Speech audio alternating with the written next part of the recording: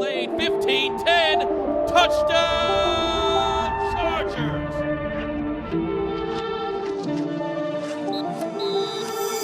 What's up, guys? Welcome into a Week 16 edition of Chargers Weekly. Happy holidays if you're watching or listening. As always, joined by Matt Money Smith. Money, we have an 8-6 football team in Los Angeles on their way to Indianapolis, hoping to get 9 wins. Yeah, and a team that's firmly in control of its own destiny because of all the cooperation they had last weekend. You know, Things are breaking the Chargers' way. They have the easiest, by far, remaining schedule of all of the opponents that are in that postseason picture for the wild card. I think what's the win percentage, like 238, something like that. It's the lowest in the NFL, and it's the lowest number of everyone else. Now, of course, you don't quite know what that means. Is it teams like we're seeing with Indianapolis giving a look-see to Nick Foles to see if maybe he could be the quarterback for next year? Because they're certainly going to have to address that position, even though they owe Real Matt quick, Ryan what do you think about this? What do you think about this curveball of Nick Foles on Monday night? I mean, Look, the guy's played one game in 2 seasons. That's good. It's the quarterback position is rarely one where you can kind of find a rhythm and just get right in there. So I like that part of it. What I don't like is just like you said, it's curveball. Matt Ryan is, had a miserable season. His 14, touchdowns to 13 picks is the worst ratio in the league. The offensive line has not been able to protect, and Matt Ryan's not mobile, so I would have much rather seen him back there. We know Nick's a bit of an athlete.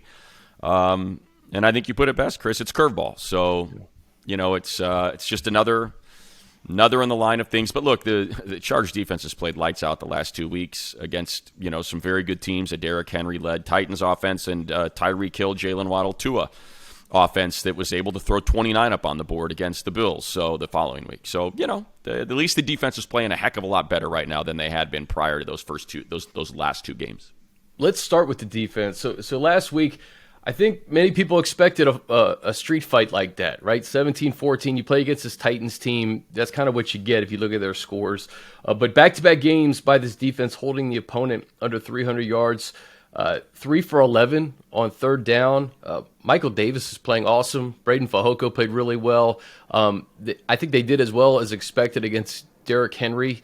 And, you stack a couple of good performances together. This defense, without Derwin James, has been pretty good these last 2 weeks.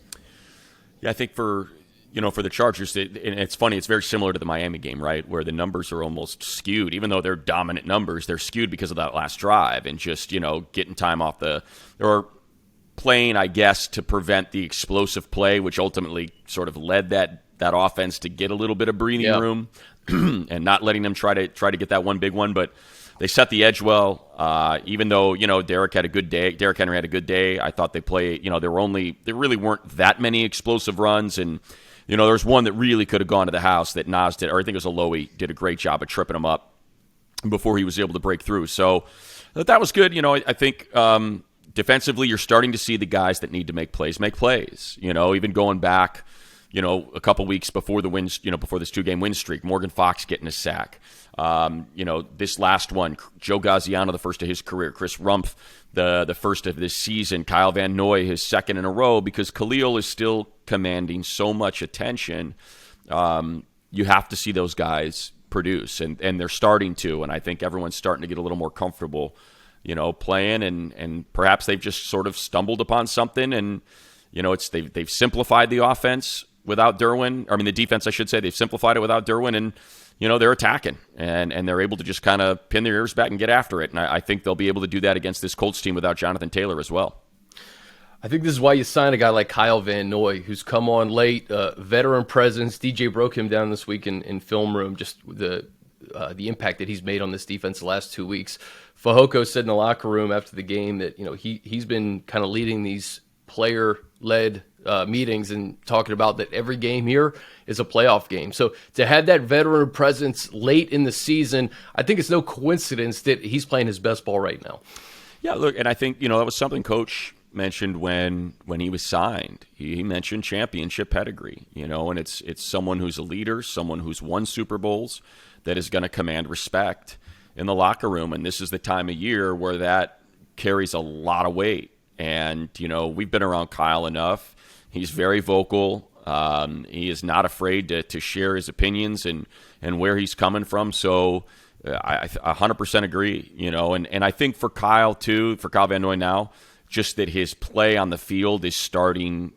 I'm guessing that he's become a lot more vocal as he's started to get more comfortable, and his play on the field is reflecting, a leadership role where you can, kind of establish yourself as someone who can set a tone, call out issues that need to be called out, maintain accountability from everybody on that side of the ball. And, they had a little bit of a blow up on the sideline, that was discussed. And I think having someone like Kyle that's been through it is a huge asset right now to not, because, I think we've seen it, Chris, this team at times can come out a little flat.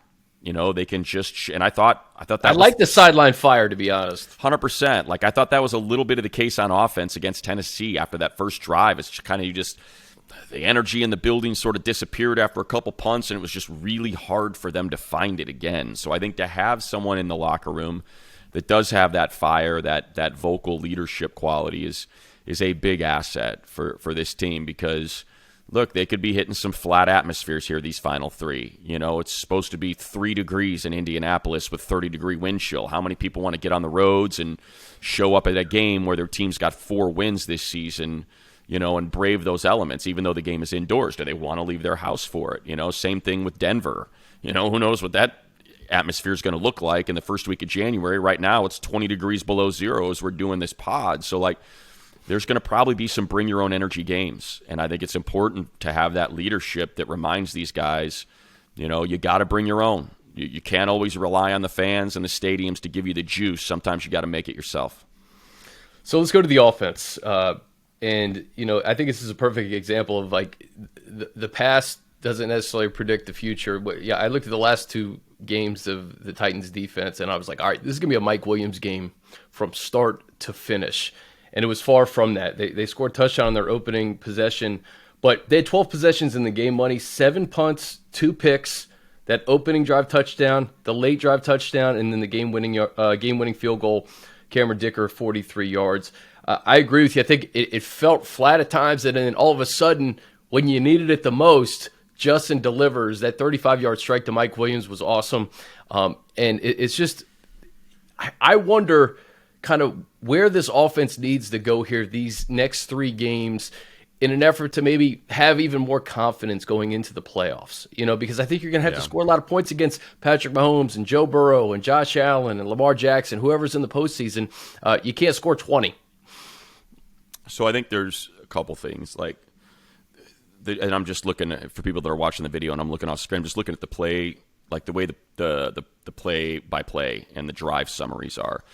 They had a couple, they did something every game or every drive that just got them off schedule. A holding penalty, a drop, a missed pass on a second, and also they had empties on first down. So you've got a short, 2 yards on this one that ends up in a punt on first down. Now it's 2nd and 8. You don't want to be in there. Here's an incomplete pass. You got a 2nd and 10. There was just another one, 1st and 10. You get an incomplete. You're 2nd and 10. There's just too many of those. There was that big holding penalty that got them off after they were driving really well. They had to punt when they got near midfield. You look at their drives, and it's okay, this was a punt, but they got 38 yards. This was a punt, but they got 23 yards. This, you know what I mean? There were too many of those where they're moving the ball and they shoot themselves in the foot. Obviously, the interception in the end zone at the end of the first half, just tip of the cap to McCreary. I mean, my goodness, what a play. Incredible. By a rookie. That ball was thrown out of bounds where only Mike could get it, or it was going to be out of bounds, and just an incredible heads-up play that takes 3 points off the board. Second interception, Justin was just a little bit late over the middle. And look, Byard's one of the best safeties in the league, so it's not like, he just threw that thing right between the numbers to some rookie defensive back. It's Byard recognizing, making a huge break, and covering about 8 yards of ground to make that interception. So some stuff that can be cleaned up, but I thought they moved the ball pretty well. Obviously, Justin passed for over 300 yards. And like you said, most importantly, when they needed it, they delivered. Late they got the touchdown, and then with 40 seconds left, they got the field goal. There was definitely an emphasis to get Josh Kelly the ball on that first drive. I think he had 6 of his 10 carries on that drive. Wasn't getting much, but at least, trying to establish some sort of running game. But I look at last year versus this year, Money, and I was looking at some stats this morning before we got on here. So last year, this offense had 27 points or more in 11 games last year. This year, 27 points or more in 3 games. And you could point to Justin's ribs. You can point to the loss of Rashawn Slater. You could point to the loss of Mike and Keenan throughout the year. Or Jalen Guyton, I guess, is another guy, that was a deep threat. But are they close? Do you think they're close to being the offense they were last year? Mind you, this is only the second game that Mike and Keenan have been on the field together for 4 quarters. So I'm just wondering if these next 3 weeks, they can really try to get back to the offense that they were in 2021 and really hit their stride heading into January. I'd love to say yes. I just don't think so. I think you look at the pressures and the sacks, and that's what this is a product of, is that you just don't have enough time for those deep shots to develop. And like we've talked about this, so like it's sort of a confluence, right? You have incredible amounts of pressure. Only Kirk Cousins has been pressured more than Herbert. Like, to put it in just the numbers for the people, to put it in context, Cousins has been pressured 208 times. Herbert's been pressured 202 times. Third on that list is Matt Ryan, 167 times. That's the gap between 2 and 3. So that's the kind of pressure he's under, number 1. 2, you mentioned Jalen Guyton. Perfect that you brought that up, because when you have someone with 4.3 speed, what that does is they're now open sooner. They're open that beat sooner, so you can cut the ball loose sooner. So when you have 4.5 and 4.6 guys out there, even though they win jump balls like Mike does, that route takes that extra beat or 2 to develop downfield, because he's not a 4.3 guy, so he's not down there yet. So that's where the Guyton issue comes in, and we don't. That player is not on the roster, so that speed is not coming back. Yeah. Rashawn Slater is not coming back until the postseason. So, and I think you've seen the issues with Zion and Filer that have just kind of been hit and miss. Some games they've been great, some games they've been leaky, and I think it's going to be another tough one against the Colts with DeForest Buckner. I mean, he's just one of the best interior rushers out there. Yannick Ngakoue is one of the best edge rushers out there. It's why they have, I think, the 7th most sacks in the NFL. So for as poorly as their record suggests they are, defense has been pretty good at getting after it. They've only allowed a single 300-yard passer, and that was Kirk Cousins last week, which was just a total anomaly of a contest. They allowed him to throw for 460. But outside of that, they haven't allowed a 300-yard passer. So, and again, I don't know what the Rams are going to look like. Are they going to bring Aaron Donald back? We know that Leonard Floyd is still playing his tail off and piling up sacks, so you have that combo. And then we know what the defense looks like in Denver and how good they've been all season long. So, do I think the offense can get back on track? It doesn't. Right now, to me, it doesn't quite line up that way, because Herbert's taken the most sacks since Week 11 by a pretty sizable amount, and he's the second most pressured quarterback. And you don't have that 4.3 guy out there to help push that ball downfield, and that's how you get to 27. You've got one of those a game, maybe 2 of them a game, 2 big plays that go for, one that goes for a touchdown, one that goes for a giant gain, and that's how you get those extra 14 points. So you're scoring, 27 instead of 20 because you had to kick 2 field goals. Yeah, I when I think of Jalen Guyton, I think of that game in Cincinnati last year where they went up 24-0, and just deep shots to him. They were going toe for toe with Jamar Chase and Higgins and Boyd, but it's just gonna have to be a different brand of football, as you suggested, man. I mean, this is kind of what the offense is at this point. There's 3 games to go. This Colts team, Gus Bradley. We see Gus Bradley every year now, every right? Year. Just with a different team. Different team. They're coming off, a pretty deflating loss, to put it mildly. You up 33-0 in Minnesota. You wonder how a team like that is going to come back. How are they going to respond? Yeah. Especially with the new quarterback. You have an interim coach in Jeff Saturday. This is like the biggest like wild card game to me in terms of teams that have been, their record's 4-9-1. They've been in a ton of games. They almost beat the Eagles a few weeks ago. They were up 33-0 on Minnesota. This won't be a gimme by any stretch, but it's a team that you should beat if you play all 4 quarters. Yeah, I hate it. I hate the situation the Chargers are in, just because you've got, guys that were humiliated, that are being pointed at and saying, hey, you authored the worst performance by a team with a lead in NFL history. You were up 33-0, and you allowed a team to beat you 39-36. That's, these guys have pride, and they know they've been called out, and they know they've been mocked. And certainly you see it cost Matt Ryan his job. He's now been benched. The one thing I think that like I do feel, I do feel like is in their favor, is in the Chargers' favor, is just the offense has not been good. The Colts' offense has not been good all year. The offensive line has been terrible. The fact that Jonathan Taylor isn't out there, and instead it's Zach Moss, who isn't anywhere near as explosive as Taylor, is a big benefit for the Chargers. To have a new quarterback in there, their third one, is these, and they do have some decent, look, Michael Pittman's a good player. Yeah. They've got some solid, Pierce a good player. Like, they've got some good, Paris Campbell's a good player. Like, those are good receiving options. So that, I think, benefits them. But I don't like that it's a team that's kind of been dragged through the mud for the last week and has been really mocked considerably for having put up a performance like that. That's you never want to get a team coming off something like that.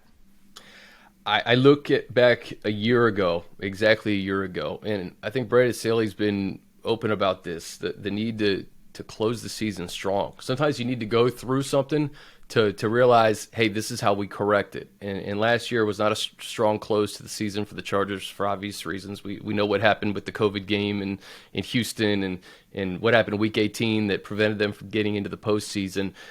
This is an opportunity to right that ship. And, it's almost a similar situation in that, hey, it's Christmas.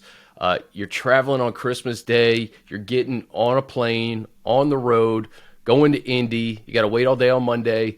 And it's just kind of a weird week for travel. You got family obligations, and you're thinking about things outside of football. But I think this week will show us a lot in terms of, how focused this team is. And I really do. I think over the last 2 weeks, beating Miami and beating Tennessee, I think it's really opened their eyes to what they're capable of. And to close this season strong, starting on December 26th in freezing Indianapolis, albeit indoors, that would be a nice start. Yeah, look, it's not ideal. And you mentioned it. Last year we had the exact same situation. We traveled on Christmas Day. Everybody was in kind of an odd mood. It was totally different because we were sequestered to our rooms. You had to go get your food and immediately get to your room, and you're not allowed to leave. And next thing you know, 40 guys got COVID, and they're being pulled off the field before the game even starts. There's dudes we don't even know who they are that are dressed and playing. So it was an anomaly, and, most of these guys were there for it. And you hope there isn't some sort of scar tissue there. Just as they board a plane again at 11 a.m. to go, leave their families behind, many of them, on Christmas Day and head somewhere and hang out in a hotel. And again, not going to leave because, the forecast says it's going to be like minus 25 degrees wind chills. So you're going to be sequestered to the hotel. You're going to be hanging out in your room on Christmas, so it's not ideal. But I think it goes back to your opening point, which is a great way to set the tone, Chris. You got to have leaders. And I think we've seen Justin Herbert become more vocal and more emotional these last couple weeks. You talked about Kyle Van Noy. We know, the respect that Khalil Mack commands in that locker room based on his play on the field. He's very much a no-nonsense guy. I think we've seen Drew Tranquill become much more vocal behind his stellar play this season. So I think, I'm hopeful. I'm hopeful that they recognize the opportunity that's in front of them as guys continue to get healthy. And the fact that everywhere we turn, there are signs that this is anybody's conference. Overtime against the Texans for the Chiefs. The Bills continue to show, okay, they they got to grind it out too. Miami was supposed to go in there and get blown out in 3-degree weather, and instead they gave them everything they could handle, and they needed a last-minute win. So, I think we've seen, and we know, we talked about it last week, the Bengals, Chargers were up 24-0, scored 40 on them. So, there's an opportunity there. There is a great opportunity for this team if they can close out with 5 straight wins to finish with 11 and perhaps have Joey Bosa and Rashawn Slater back when they start the postseason, because that will change so much to have those two guys out there. Yeah, I mean, I feel like we forget what Joey Bosa on the other side of Khalil Mack actually looked like for a game and a half. Much different defense. You get Derwin back, and I think, Monty, if you have an elite quarterback, you can go places, and number 10 is the type of quarterback that can take you places in January. If you have the supporting cast around him. Let's just get into the scenarios right now. Eric Smith tweeted this early in the week. Chargers could actually clinch a playoff spot this week. And it's not that far-fetched, actually. If you look at the way the schedule lays out. No, it's not at all. Actually, tonight, we're taping this on a Thursday morning, so if you're listening or watching this on a Friday, this may have already happened. But the Jets need to lose to the Jags, and that 4 spot gets real interesting. We'll get into that too. The Patriots would have to lose to the Bengals. That's entirely possible. Right. The Raiders would need to lose to the Steelers. That is entirely possible. In Pittsburgh, where it's currently 5 degrees. Yeah. So that's what I think is that's why I say when I talk about it, that's what makes this so realistic is, the Jags and Jets are going to play in 3-degree weather. It's going to be a mess. Same with the Raiders and Steelers, same with the Bengals and Patriots. Those are anything goes games. Home field does not matter at all because both teams are playing in absolutely horrible conditions. And the conditions are horrible outside in Indianapolis, but you get that climate-controlled Lucas Oil. So exactly. Exactly. And I'll tell you, to know it, to not have to be the only game on Monday, and to know all we have to do is win and we punch our ticket. Gosh, talk about a boost for a team, because they caught the break last week. Everybody lost, and they weren't just the 7 seed; they jumped all the way to the 6. Because everybody, the Patriots, the Jets, the Ravens, and the Dolphins, all lost. The 4 teams they needed to lose, all lost. So the Jets and Patriots outside looking in now, the tiebreaker over Miami. That's why that game was so huge on Sunday Night Football. The 6th seed instead of the 7th seed. And now you have a Ravens team. Who are they playing this week again? The Falcons this week. They're playing the Falcons this week, and Lamar Jackson has not practiced as we tape this all week. No, Falcons this week. They close with the Bengals, and I think they have the Steelers. Okay. It's not an easy schedule for the Ravens. No. And then the Chargers are a game back of the Ravens.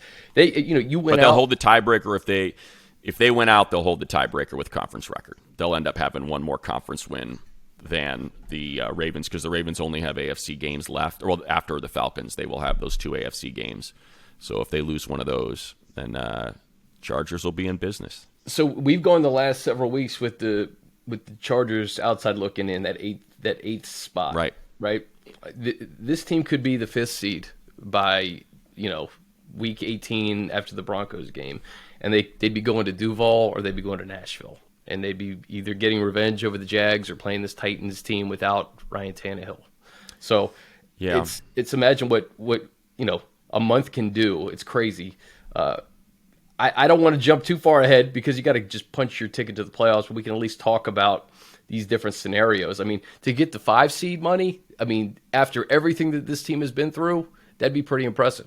Yeah, and I think I had mentioned, we talked about this last week. I could see the Dolphins or the Ravens, if that's, let's just say it's what it is right now, if those are your 3 wildcard teams, I could see either of them knocking off the Chiefs, the Bengals. If the Chargers play the Titans or the Jags, and then you've got Dolphins versus, let's say it's Dolphins Bengals, and it's Ravens Chiefs or Dolphins Chiefs, I could totally see one of those 2 teams winning. Well, and now you don't have to take on a Buffalo team that was on a bye or a Chiefs team that was on a bye. Now you get the 2 seed. If one of those teams wins, and you get to take on a squad that probably went through a pretty gnarly game itself. So that's what we're talking about. Win out, absolutely win out, get that 5 seed, get healthy, and take advantage of the opportunity that's presented to you. And I think the one thing that gives me confidence is just how well they've played these last 2 weeks, how they've executed when they had to execute to get these wins. And they are, it's almost like everybody's pointing the finger at them, going fraud. Minus 28-point differential, fraud. They've only won one game by double digits, fraud. But what that does is it puts you in tight situations. It puts you in playoff-like conditions because every team that makes the playoffs is good, unless you're a crappy team that wins a crappy division. But for the most part, every team you're going to face is going to be good, and it's more likely than not going to be a tight game. And the Chargers have had to get a 2-point conversion to beat Atlanta, drive after a tie game this past week to get a field goal, score a field goal on a 9-minute drive to knock off Miami. Rally from 14 down to beat Cleveland. You just go through all of their games, and, they've been so battle-tested to get these wins and know how to execute and not freak out, when things aren't going your way and when any mistake on a critical possession could cost you the contest. And they've been able to overcome that to the tune of 8 wins this year. I think you hit it on the head, man. I think as fans and people who love watching this team and all the talent they have on offense, it's so fun to see them score 47 points and 41 points and 31 points. But if we're really talking about winning and winning games close and being resilient, this 2022 Chargers team has done that at every turn. You talk about that Cleveland game. What about the Atlanta game? You're down 10-0. You get run all over. You come back. You don't panic. And you beat the Falcons without your top guys on offense. You go toe-to-toe with the 49ers on Saturday Night Football without your top guys on offense. You do the same thing against the Chiefs. So it has not been pretty. And I ask you, do you think this offense needs a blowout win? Do you think that they need it for confidence, or do you think that it's really just maybe for us watching the game? Do you think that they really even care that they're not blowing teams out? I don't think they do, but I do think they need it. I think you got to find that rhythm, and they were 2 for 2 in the red zone, but again, that's a Titans team that was down 7 starters on defense, and the reason why they couldn't take advantage of it is because Walker and Simmons were in Herbert's lap the entire game, and they were down Landry and Denico Autry, their 2 top pass rushers. So, it all came from the center.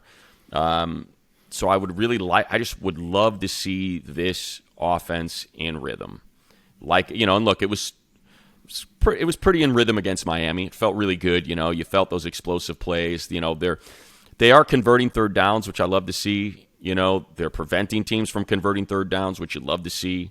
Prior to that last drive from Tennessee, they had only converted 1 third down the entire game.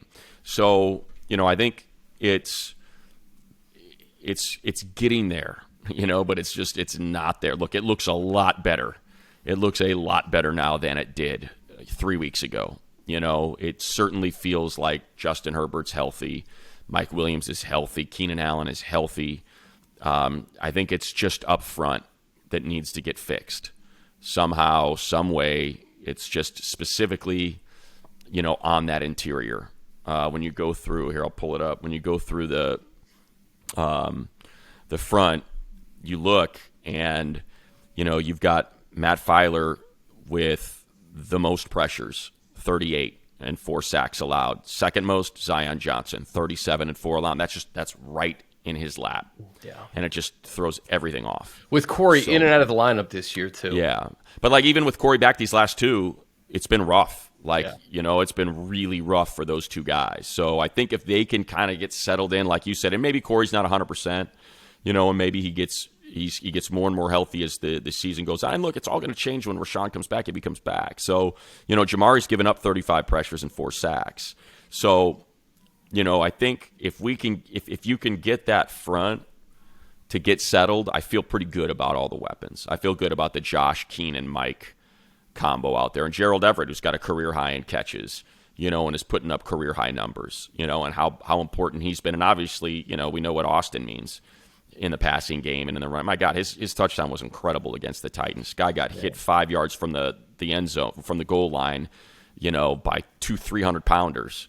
and he just trucks him, 2 yards deep into the end zone. It's an exceptional run. So the weapons are there. I think it's just up front that needs to get solidified. All right, guys, quick break. Want to introduce you to Ultimate Chargers. It's the free-to-play next-level fantasy football game. Open packs, collect players, pick your lineup, and crush the competition. Ultimate Chargers. Play now inside the LA Chargers app. Also, play the Chargers Picks now. It's the official LA Chargers Pick'em contest. It's where you predict the game outcomes for a chance to win a Chargers jersey. Check out the free-to-play Chargers Picks tab in the LA Chargers app to play. And for every game this season, when the Chargers defense gets an interception, you can score a free chicken sandwich when you buy one at your local Popeyes. Visit chargers.com/promotions to learn more. Hey, quickly want to ask you about the Pro Bowl. Darwin gets in, Khalil gets in. Austin, too strong. Too strong for the Pro Bowl. Scores too many touchdowns for the Pro Bowl. Too blue collar for the Pro Bowl. Don't get it, man. I don't get in. So here's the stats I have put together, like the superlatives for Austin for the Colts game. I just got done doing them. At least I didn't do them all, but here's a lot of them. He leads the Chargers in carries, rush yards, receptions, rushing touchdowns, receiving touchdowns. The only players in NFL history that have done that for a full season are Christian McCaffrey, Marshall Faulk, and Jamal Charles. That's the company he's in there. That's just this season. He is the only player with 1,500 rushing yards and 1,000 receiving yards since the start of last season. The only one. Leads all running backs in receptions and receiving yards. And all he needs is 8 rush yards and a rush TD and 65 receiving yards to be 700-700 to join Kamara, Gurley, Marshall Faulk, and Marcus Allen, who did it in 1984, to be able to do that, to get 10 rush TDs and go 700.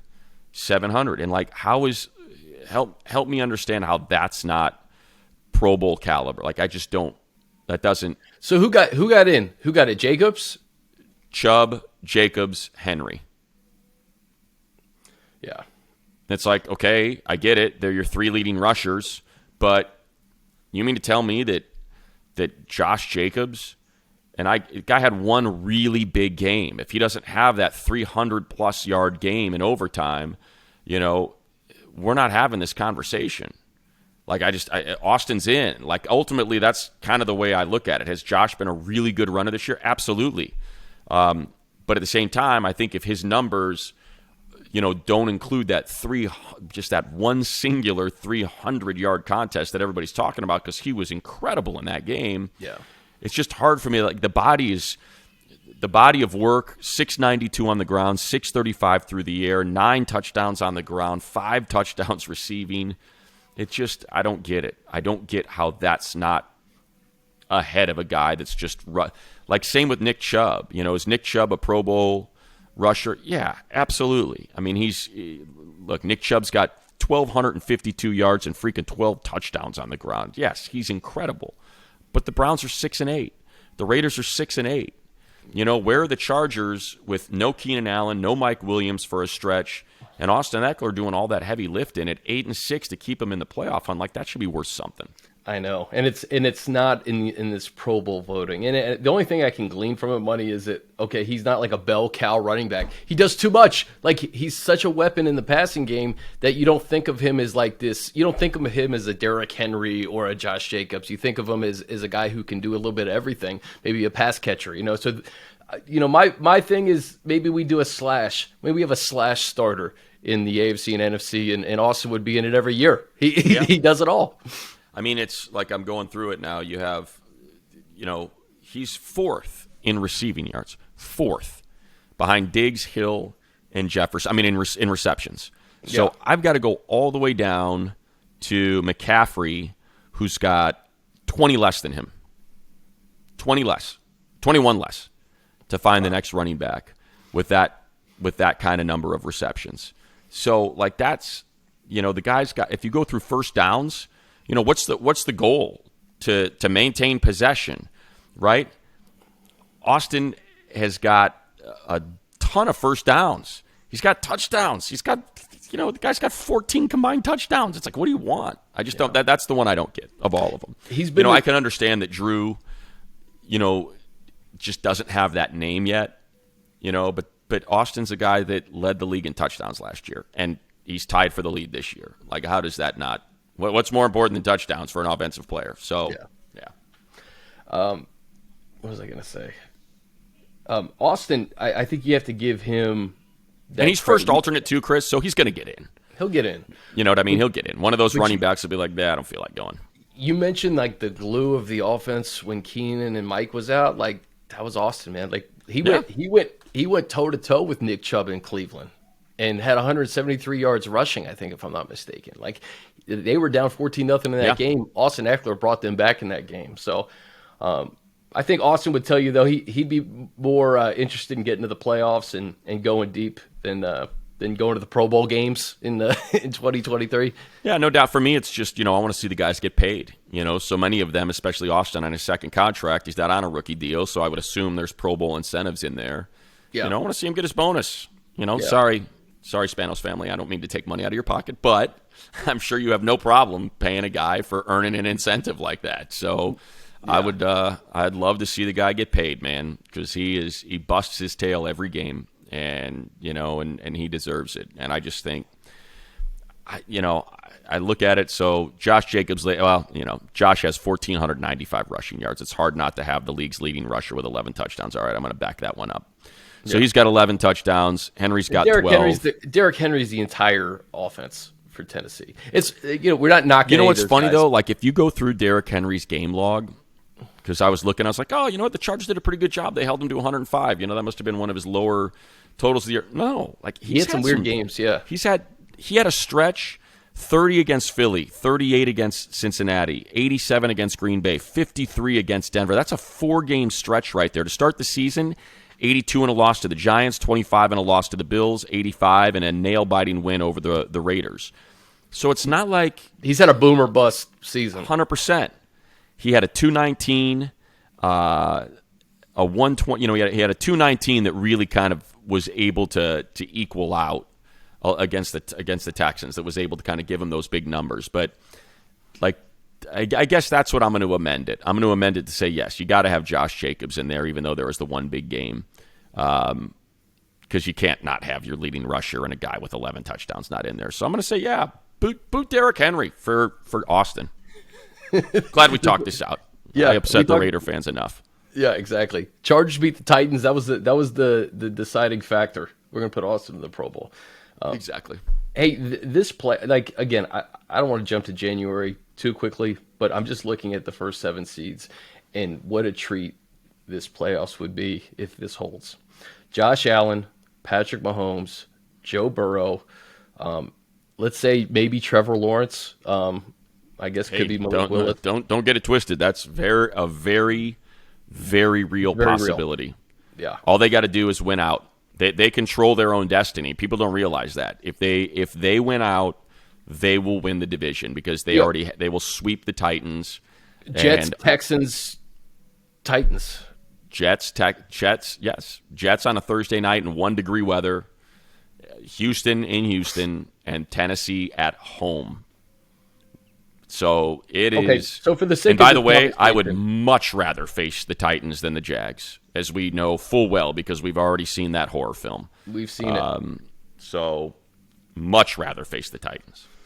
So let's start this back. Okay, Josh Allen, top 10 pick. Patrick Mahomes, top 11, 12 pick, whatever he was. Joe Burrow, Trevor Lawrence, number 1 overall pick. Lamar Jackson, Justin Herbert, and Tua Tagovailoa. That would be your quarterbacks in the AFC playoffs. I mean, how awesome would that be? Every matchup would be incredible. It's the only one in there that you got Lamar and Patrick Mahomes are like your old guys. That's crazy. So it's and I think that speaks to why it's so important. Why it's so exciting that the Chargers have Justin Herbert, because if you don't have a quarterback in the AFC, you're not going anywhere. You're just not. You have to have a dude at that position. You cannot have someone who just manages. You are going to have a guy, because that's the buzzsaw that you're going to have to cut through. Lawrence, Burrow, Herbert, Mahomes, Allen, that is a buzzsaw. So that's why the Chargers are in great shape, because they've got one. want to ask you about Michael Davis. What a season he's having since being inserted into the lineup. I think since week 9 he has 10 forced incompletions. I think it's even later than that. I want to say since week 11. Since he's week got 11. 10 passes defensed. Yeah, so it's most in the league. And look, he's been great.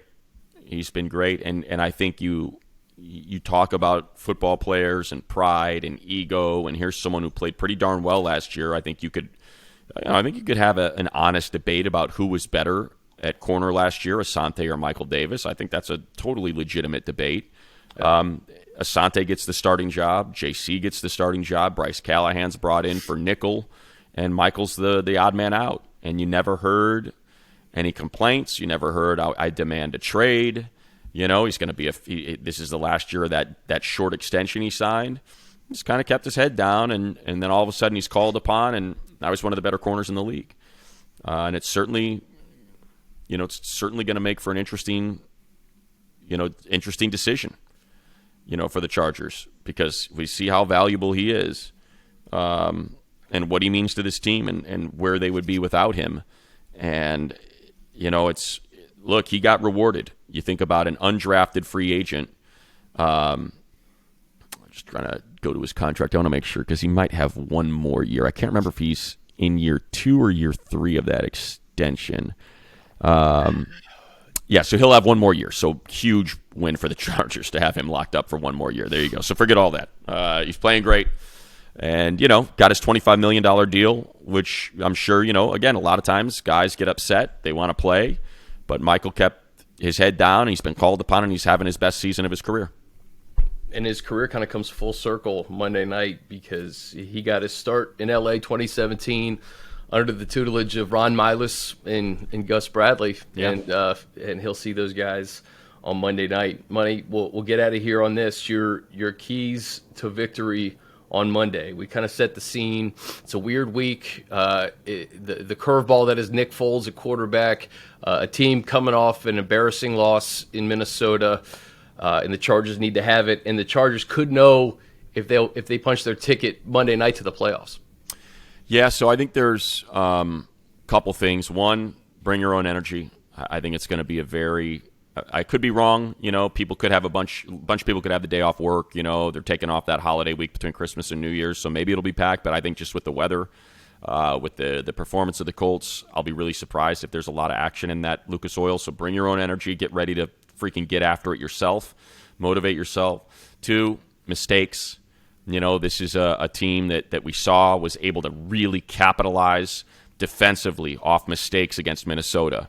That's how they got their points. The offense did next to nothing. The offense was not good at all in that game, and yet they put up 36 points.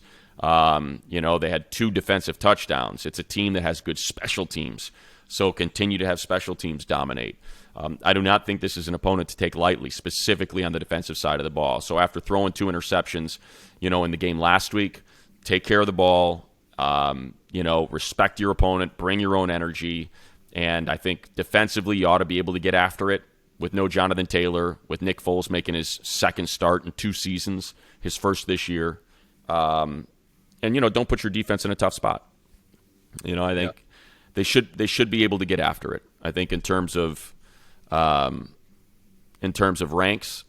I'm going to pull it up right now just to remind myself of where they're at, because I know they are good against the pass. If I remember right, let me just kind of get to it here real quick. Here we go. So Colts defense, 23rd in points, so that's good. But they are 12th in yards. They are 10th against the pass. Yeah. So, and they're 7th in sacks. They're 7th on third down.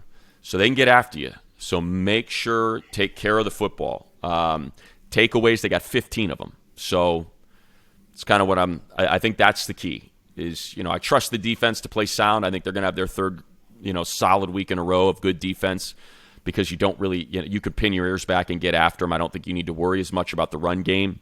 Offensively, it's a team that's 29th in points, 24th in yards, 25th in the run, 19th in the pass, 27th on third down, 31st in the red zone. Don't give them any life. Yeah. Do not, and that's what the Vikings did, and they took advantage of it. Yeah, I think right out of the gates, man, I think bring your own energy is the perfect key to victory. Because you mentioned this, the Titans game felt kind of blah, right? Yeah, it got real flat for a while, and then all of a sudden it didn't. When the sense of urgency got ratcheted up late in that game, and all of a sudden you see Mike Williams doing his thing, and Cameron Dicker. Well, it was the defense that brought it. Like the offense was just kind of they were just like I don't know what was going on, and then the defense starts getting some sacks, repeatedly getting off the field on third down. They got the interception. It's like, okay, here we go. Now we got some juice in the building.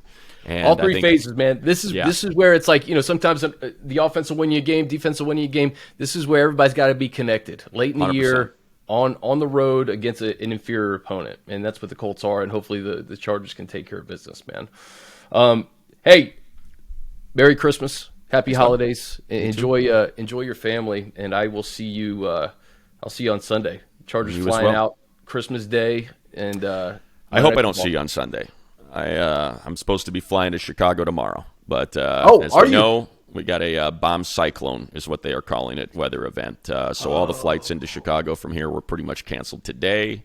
So I'm hopeful that maybe we get lucky and the meat of the storm passes and we'll be all right tomorrow. So who knows? I may be on the charter. I may not be. It totally depends on how this shakes out. You're going to be in the old Windy City going to Indy.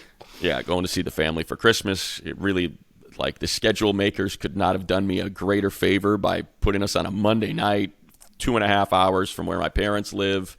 And then all of a sudden, Mother Nature decided, no, you don't get to have nice things. No, you can't. So hopefully it'll work itself out, and I'll be up there in Chicago with the parents for Christmas, and then I can just drive on down in some of the worst conditions ever on I-65. And yeah, I was gonna say you're gonna be driving, huh? Yeah. So we'll see. So we'll see if I decide to drive down Christmas night, if it's supposed to be worse on Monday, if it's supposed to be better on Monday. I don't know. Anyway, this is stuff that the folks listening don't really care about. No, they care about the travels of Matt Buddy Smith, the voice of the Chargers. Sure. Hey, this is like deja vu for me. I feel like you did like the Big Ten tournament, right? Yes. You did this. You've done this before. You've seen this movie before. Yeah, I've seen this film before. I have. I've seen it many, many times. And when the Chargers season concludes, hopefully after a Super Bowl victory, I will also be on the road calling some college basketball in the Big Ten tournament back in Chicago in March, and hopefully it'll be as a member of a broadcast team that called the Super Bowl. I love it. Matt Buddy Smith, right, safe man. travels, buddy, and thank you guys for watching and listening. Merry Christmas, Happy Holidays, and we'll see you next week.